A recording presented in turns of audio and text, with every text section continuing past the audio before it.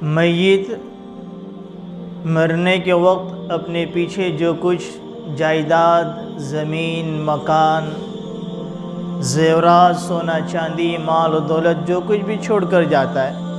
दुनिया में हमारे सामने, हमारे इलाके में बहुत से लोग किराए के मकान में रहते हैं। क्या वो मर रहे हैं? किराए के मकान में वो ज़िंदगी गुजार रहे हैं। हम दुनिया की ज़िंदगी को बनाने के खातिर, छोटे से मकान के खातिर अपनी आखिरत की ज़िंदगी को बर्बाद करते हैं।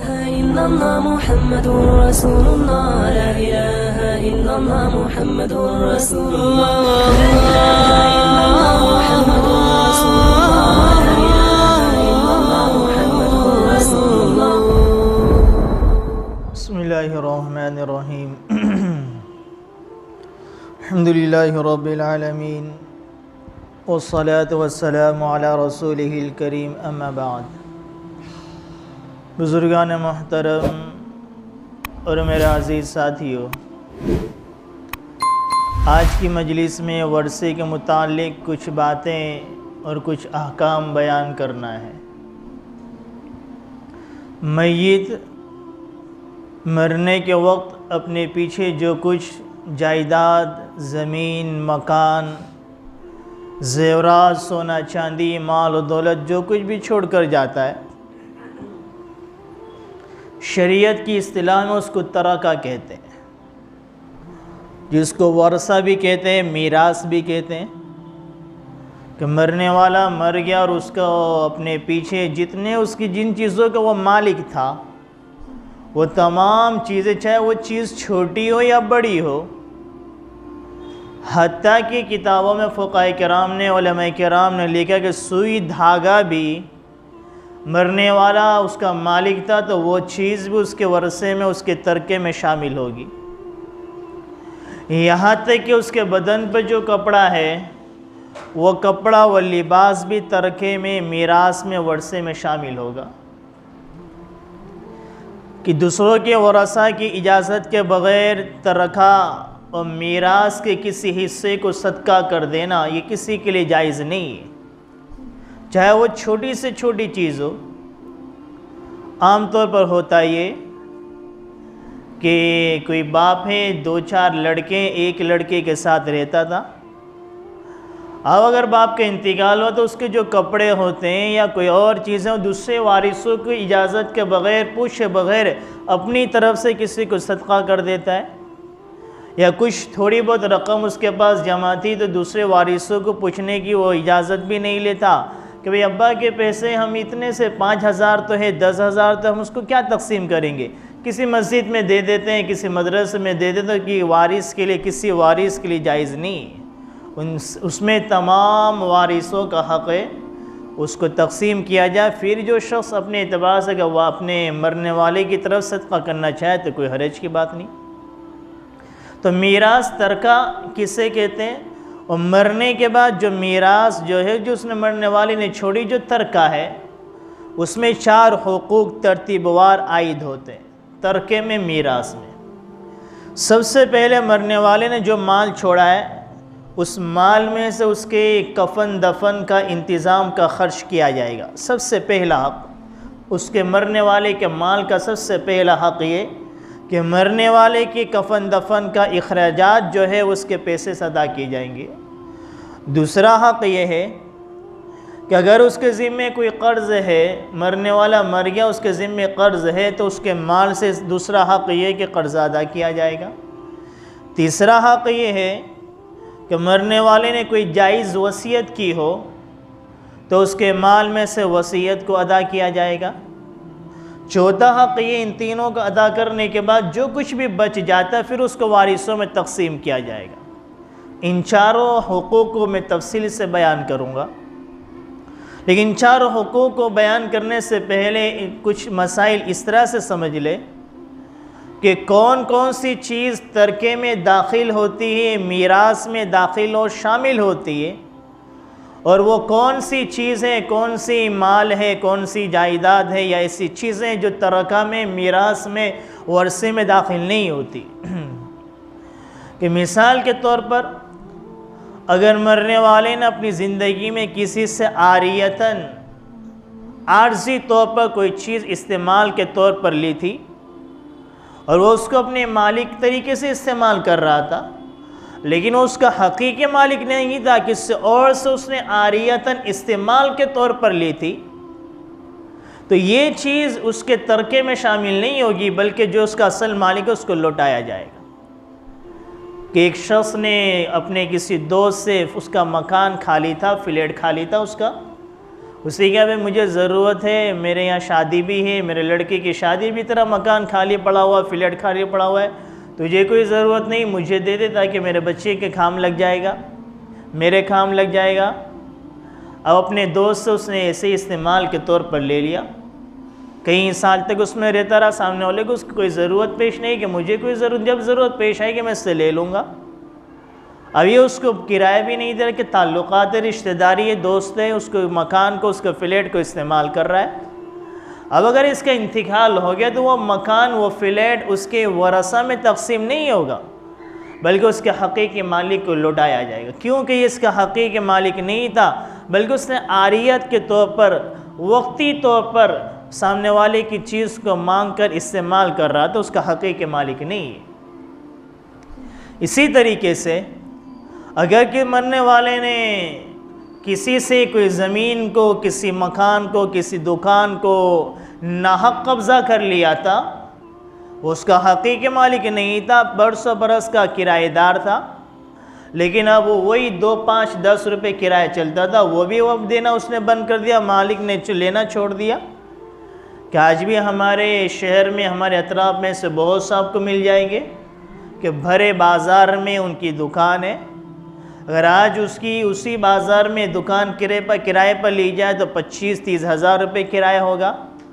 लेकिन वही पुराने उनके बाप दादा ने ये गलती कर दी थी कि इनको किराए से दुकान दे दी थी, तो उनके माँ बाप ने जो गलती थी कि असल मालिक ने ये अपने वारिस का उसका बदला निकालने के सामने वालों ने हमारे बाप को किराए से दुकान क्यों दी थी, आज तक उसका 50-100 रुपये किराया देते हैं, और मालिक ने भी लेना छोड़ दिया, 50 रुपये लेकर करूँगा ही क्या, तो उसने भी लेना छोड़ दिया, ये भी देना छोड़ देते हैं। अब जो असल मालिक है, असल मालिक तो कोई और देश ने किराए से ली थी, कब्ज़ा करके रखा था, अब ये मर गया, हमारे पास वो मीरास, हमारे पास दारुल इफ्ता में ये फतवे भी आते हैं कि अब दुकान के बारे में 2 भाई झगड़ा कर रहे हैं, मकान के बारे में दोनों भाई झगड़ा कर रहे हैं कि ये मकान मैं लूँगा, ये दुकान मैं लूँगा, हालांकि उनके बाप उस चीज़ का मालिक ही नहीं थे, उसके मालिक तो कोई और था, तो वारिसों में उस चीज़ को तकसीम नहीं किया जाएगा, बल्कि असल मालिक को उसको पहुंचाया जाएगा। अगर उसको वारिसों में तकसीम किया जाएगा तो वारिस भी गुनहगार होंगे, मरने वाला भी गुनहगार होगा। तो अगर किसी ने नाहक किसी की ज़मीन को, किसी चीज़ को कब्ज़ा कर लिया हो, या किसी चीज़ को चुरा लिया हो, किसी चीज़ से ज़बरदस्ती कोई चीज़ ले ली हो, और उसके वारिसीन को पता है कि हमारे मुरिस ने, मरने वाले ने, हमारे बाप दादा ने ये फ़लाँ शख्स से चोरी कर ली थी या फ़लाँ शख्स से ज़बरदस्ती छीन ली थी, उन्हें पता है, तो उस चीज़ को भी असल मालिक को लौटाया जाएगा, आपस में मीरास में तकसीम नहीं किया जाएगा।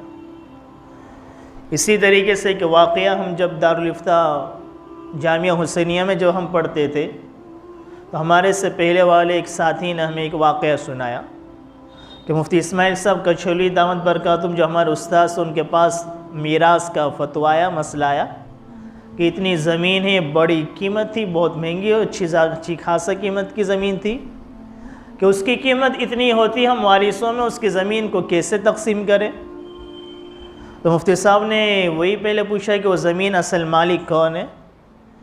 उन्होंने कहा कि हम असल मालिक हमारे बाप तो नहीं थे, वो तो किराएदार थे, लेकिन वो बाद में नाम भी इन्हीं का चलता आ रहा।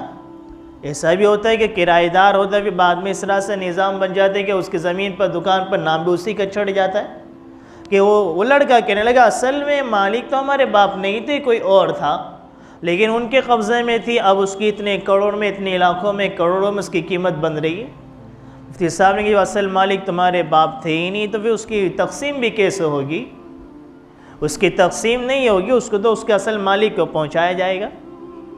कुछ महीने पहले, 1.5-2 महीने पहले कुछ मेरे पास एक मसला आया, ये किराए का मसला, कि भाई उसको कैसे तकसीम, बाप का इंतकाल हो गया, गरीब है, अब अगर वो मकान छोड़ देंगे तो वो रोड पर आ जाएंगे, सड़क पर आ जाएंगे, तो उसको कैसे तकसीम किया जाए। मैंने वही कहा कि जब आपके बाप उसके मालिक ही नहीं थे तो उसको तकसीम ही कैसे किया जाएगा।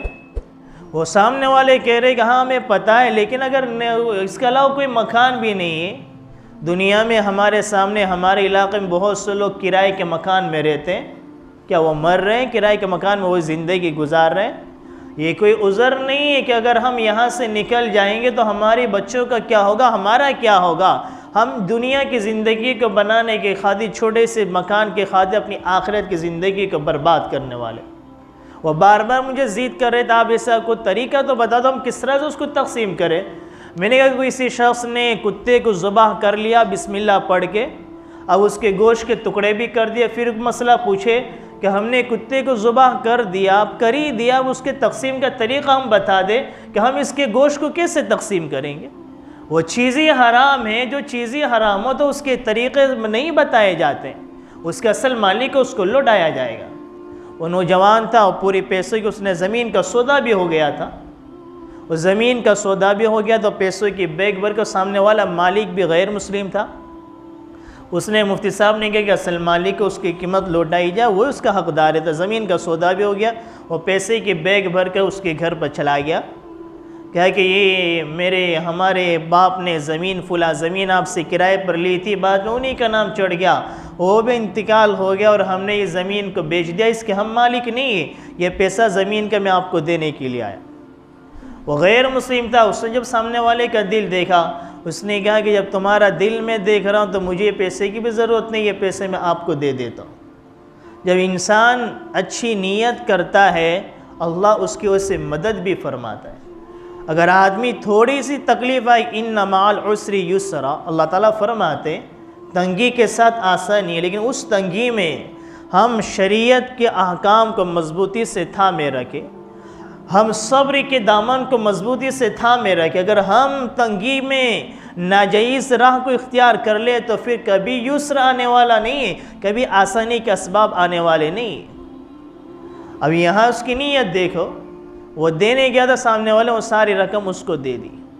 तो असल बात सहाबा किराम की ज़िंदगी हमारे सामने, हम बस ये सोचते अगर हमने दुकान दे दी तो मेरा कारोबार कैसे चलेगा, मेरा बिज़नेस कैसे चलेगा, अच्छे अच्छे दीनदार लोग, मैंने घर दे दिया तो मेरी औलादों का क्या होगा। अपनी औलाद के खातिर अपनी आखिरत की ज़िंदगी को बर्बाद कर रहे हैं। सहाबा किराम की ज़िंदगी हमारे सामने नमूना है।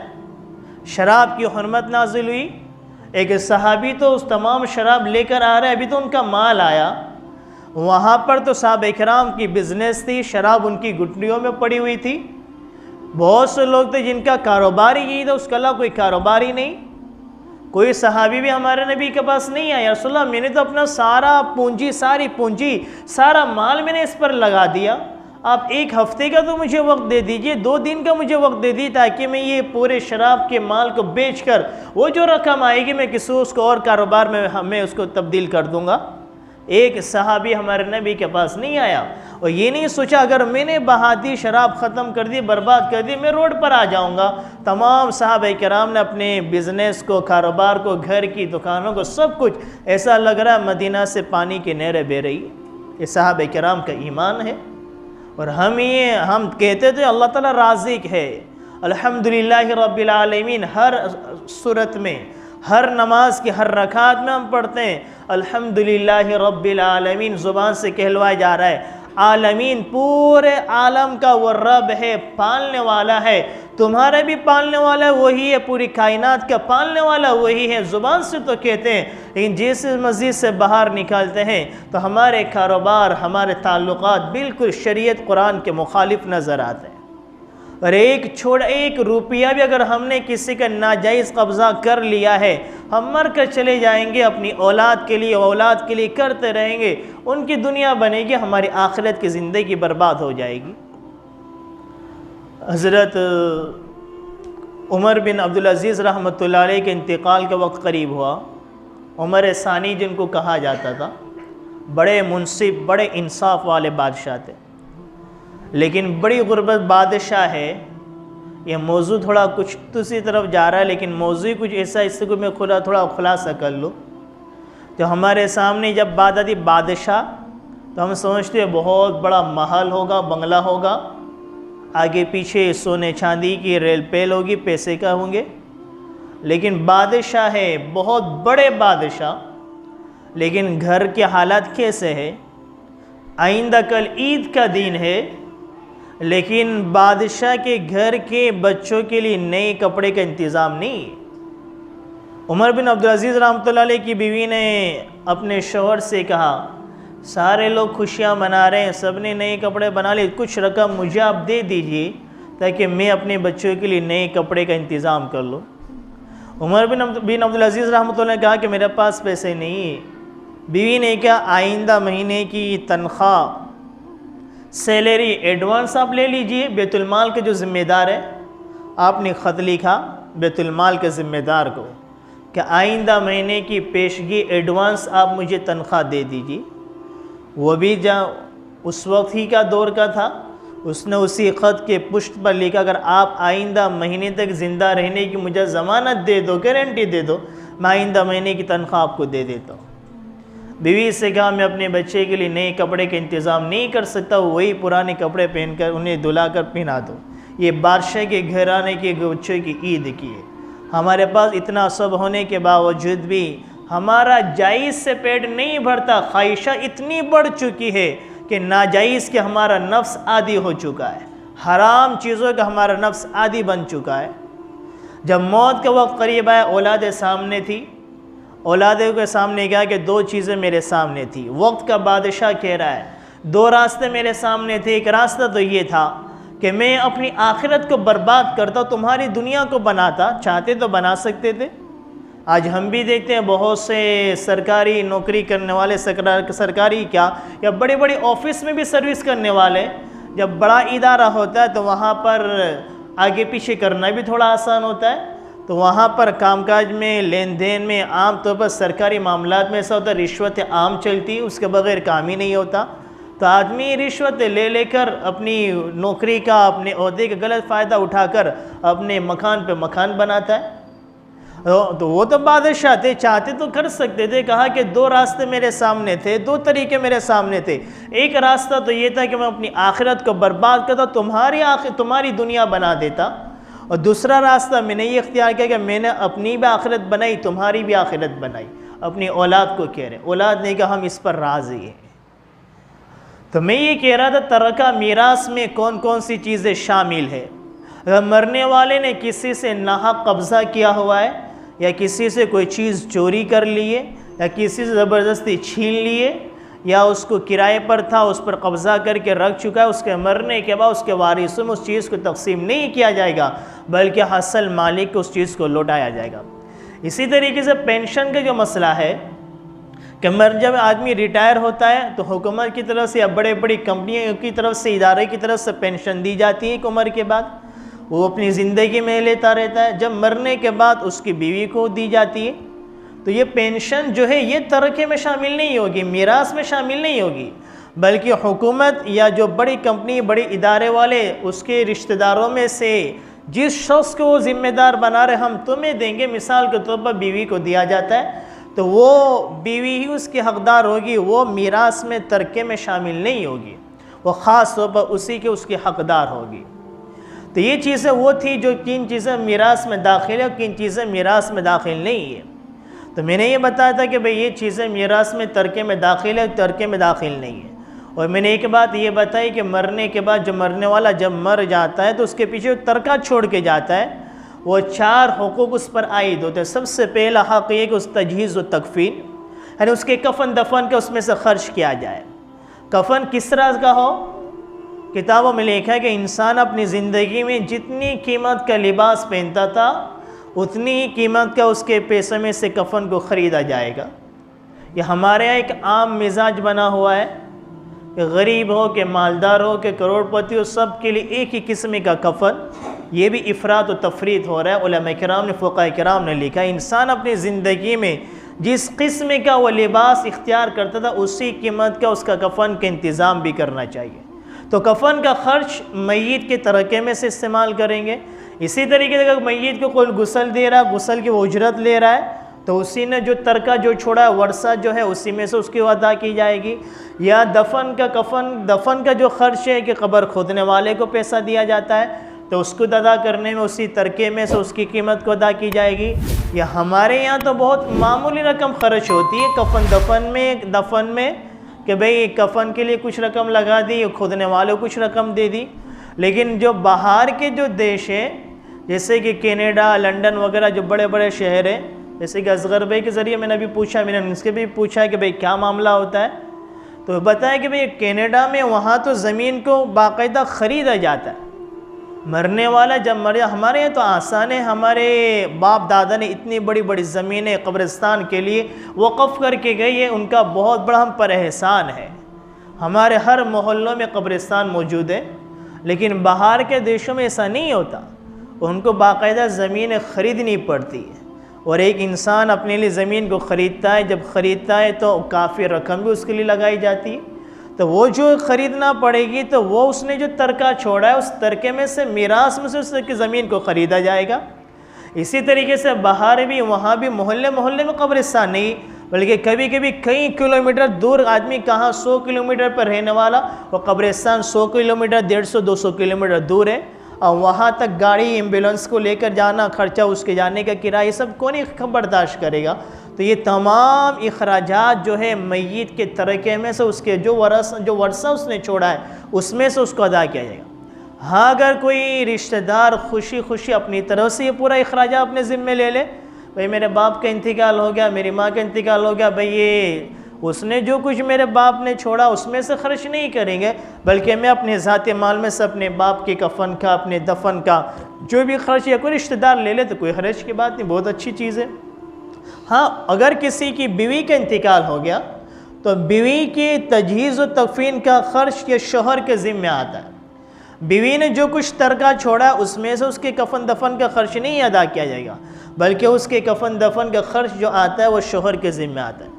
तो मरने वाला जो छोड़कर जायदाद, माल और मिल्कियत अपने पीछे जाता है, उसमें 4 हुकूक आयद होते हैं। सबसे पहले कफन दफन में उसको खर्च किया जाएगा, उसको मैंने आपके सामने बयान फरमाया। दूसरी चीज़, वो उसके ज़िम्मे अगर कर्ज़ है तो कर्ज़ अदा किया जाएगा, तो अगर उसके माल में से कर्ज़ को अदा कर देंगे। फिर अगर कर्ज़ अदा करने के बाद अगर उसने कोई वसीयत की, जायज़ वसीयत, तो वसीयत को अदा करेंगे। तो वसीयत का शरीयत का एतबार क्या है, कौन सी वसीयत जायज़, कौन सी वसीयत जायज़ नहीं, और कितनी वसीयत माल में से अदा की जाएगी, वसीयत के मुतालिक काफ़ी बहसें, काफ़ी मसाइल हैं। इंशाअल्लाह इस वसीयत के बारे में कुछ बातें, कुछ मसाइल, कुछ अहकामात आइंदा की मजलिस में बयान किया जाएगा। अल्लाह समझने की तौफीक अता फरमाए। आमीन। अमा अलैना इल्लल बलाग।